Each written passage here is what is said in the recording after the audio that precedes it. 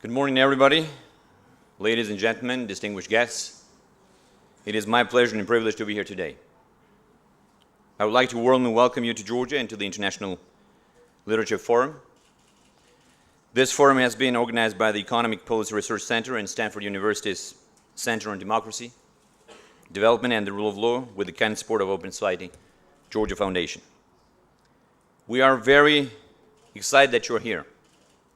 And I understand the main focus of your time here is to discuss the future of democratization and how best to build a modern state. However, during your stay, I hope you will do two things. First, I hope you will take the time to see Georgia. I'm obviously biased, but Georgia is a truly wonderful place.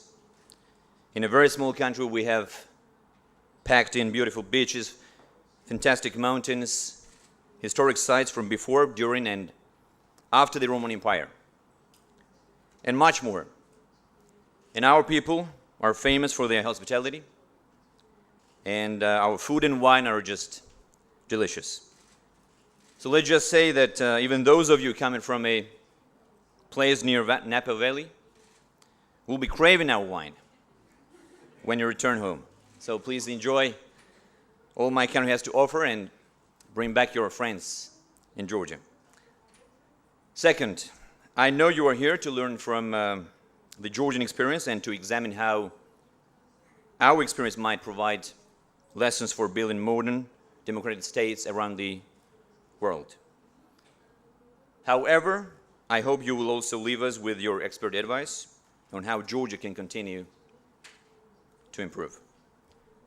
And while we have made significant strides over the last 2 years, the story of our democratic advancement is not finished. I'd like to take a moment to give you my thoughts on the arc of Georgia's democratic development.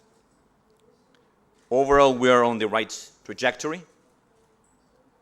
The Georgia of today is completely another world compared to 2 decades ago. Every area of our country, from health to education, to the economy, and especially for the purpose of today's forum, democracy, rule of law, and human rights, has progressed in leaps and bounds. And frankly speaking, it has not always been easy, and getting to this point in time has been a fierce struggle against many forces, both foreign and domestic, that have sought to slow our progress.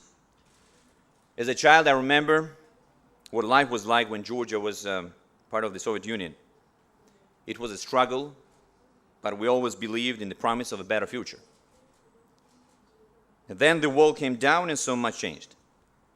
I'm part of a new generation of Georgians who have grown up, seen, and lived in remarkable change in our nation. The transition from Soviet domination to charting our own independent path as a nation has not been easy.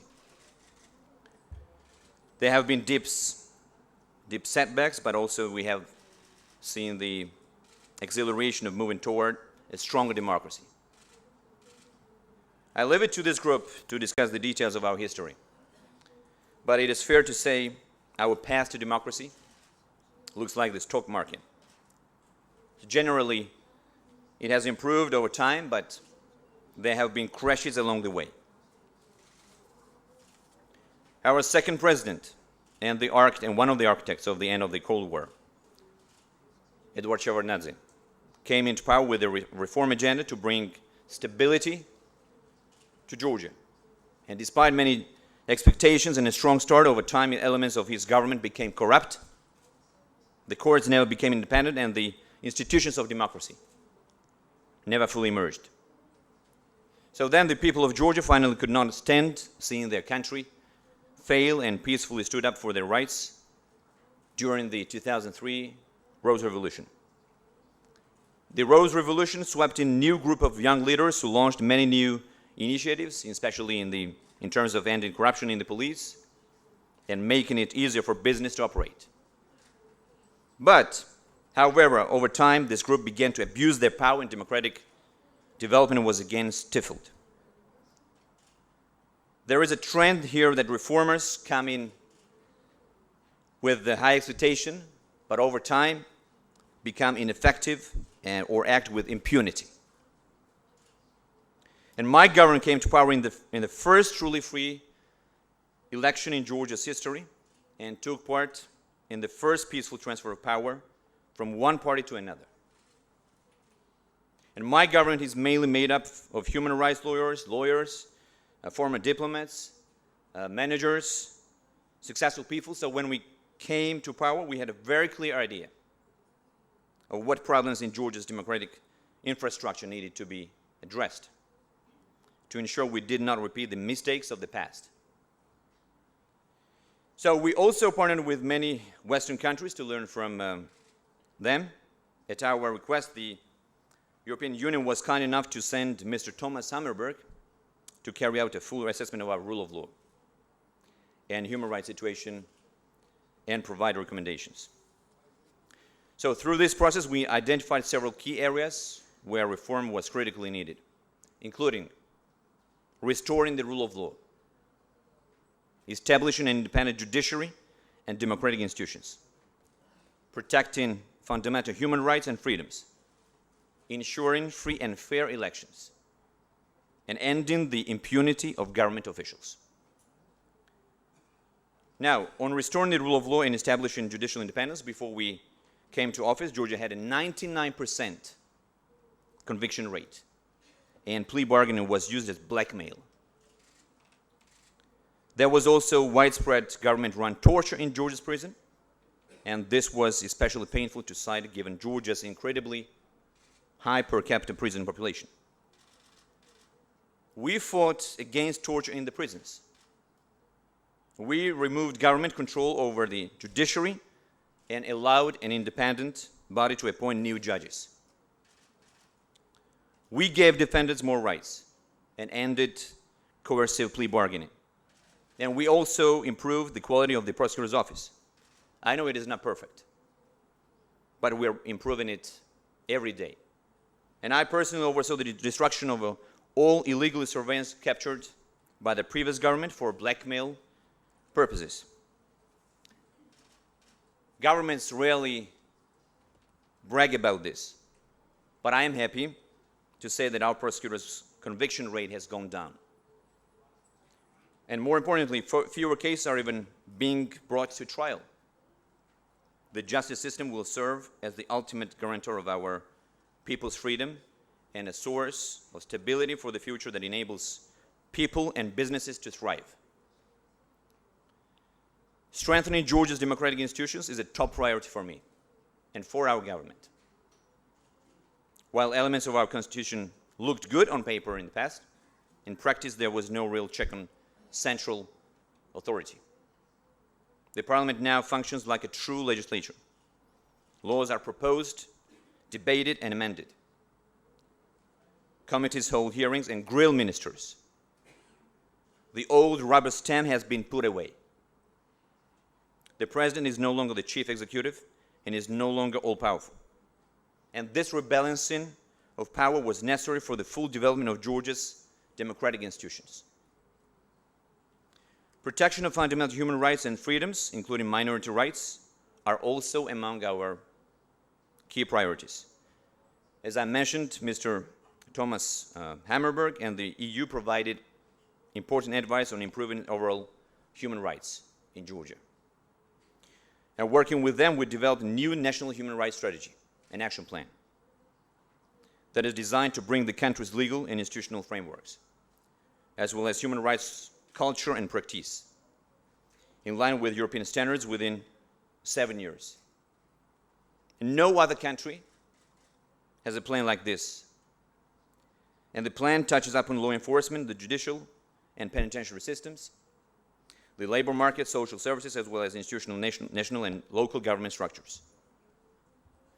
Progress will be measured and officials will be held accountable for implementation. I should also mention media freedom in this context. In the past, Georgia consistently received poor marks for its media freedom, especially with the government's seizure of the opposition TV channel station Imedi in 2007. We are committed to building a truly strong, independent, and high-quality media. The media, like civil society, is essential to a strong democracy. And while I may not always like what the media or civil society has to say or write about me and my government, I will fight to make sure they have that right. Thank you. Thank you. And we still have a long way to go, especially on this issue of media polarization and alignment with political parties. But I'm happy to report that in 2008, Georgia was 120th in Reporters Without Borders Index of press freedom, and we are now up to 84th place. So there's a big progress. Ensuring repetitive democratic elections is also essential for our continued progress. It's not enough that my government came to power in a peaceful, free and fair parliamentary election in 2012. It is incumbent upon to ensure every election is free and fair. And fortunately, with my work, with much work, the 2013 presidential election and this year's local elections were praised by international observers as free and fair. So these last elections paved the way for the decentralization of more power and responsibility to the local government.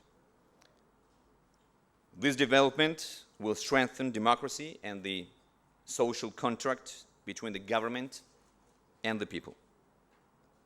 The era of stolen elections in Georgia is long gone, and my team will have to earn every vote during the next parliamentary election in 2016. Again, I have somehow led an effort that makes my job harder, but it must be done. Finally, the most complicated issue we must face is ending impunity among government officials.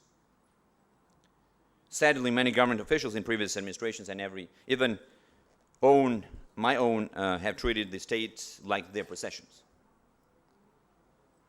They have stolen money, used the elements of state power to achieve personal goals, and abused their fellow citizens, especially those in the opposition or media, in an attempt to stay in power. For too long, government officials acted as if the law did not apply to them. That must never be allowed to happen again. And those responsible most must be held accountable by our justice system.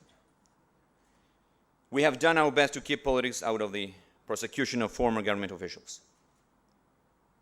Any issues of criminal behavior, past or present, are sent to the independent prosecutor to determine the course of justice. It isn't for anyone in the government to decide what cases get prosecuted and who is punished.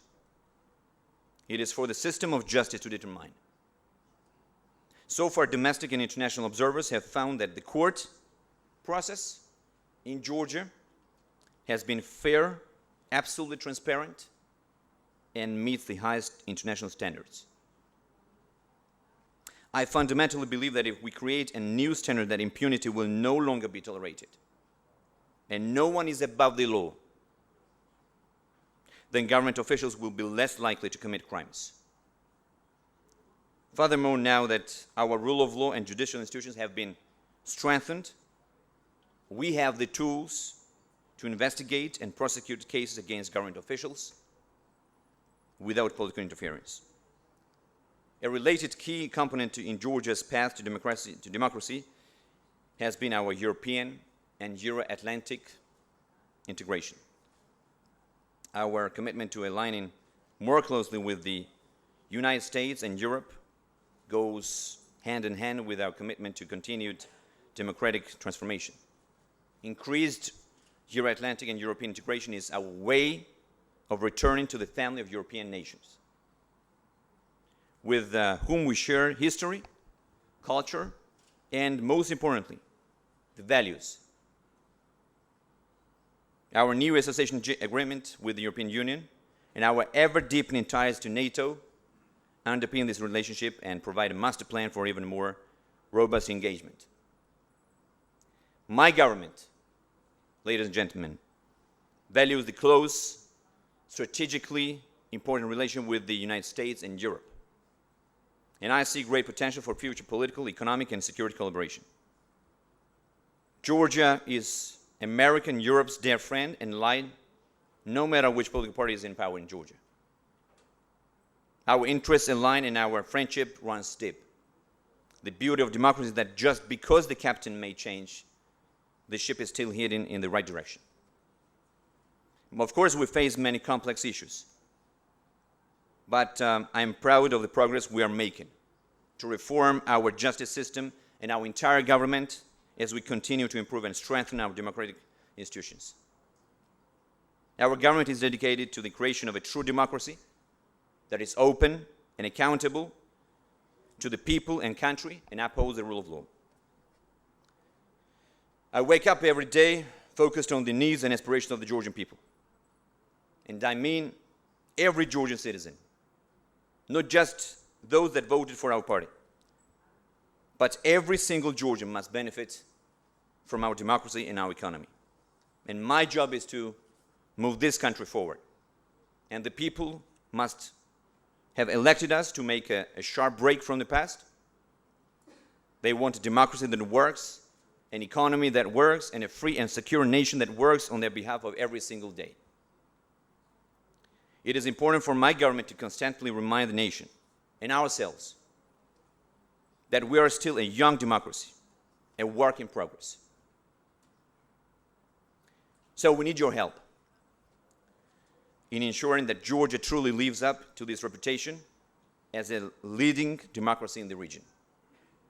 Once again, I would like to thank the organizers and all of you for your passion and willingness to come to Georgia. And I wish you all the best for a very productive and educational and fun time in Georgia. Thank you very much indeed. Thank you.